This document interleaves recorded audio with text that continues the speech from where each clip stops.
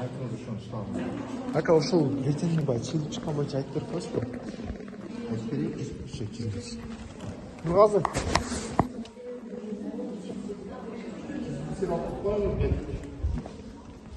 Ушул жерде эле да? Не маселе боюнча ака бул жерге кайрылып атасыздар?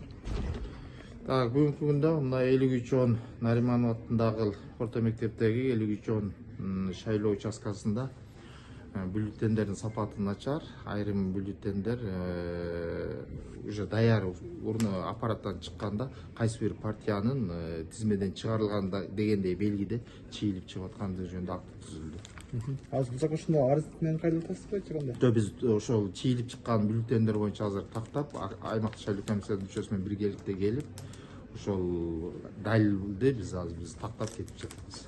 Аты жөнүңүздү анын кызматын Жолдошбаев Кадыракын Кошбаевич, Мурат саясий партиясынын шайлоолор боюнча ыйгарым өкүлү. Мурас партиясыныкы ошо чызылып чыгып атат. Азыр ошону дагы чакырып оңдоого эме кылып атабыз. Аты жөнүңүздү айтып бересизби? Мен Пайзулдаева Фируза.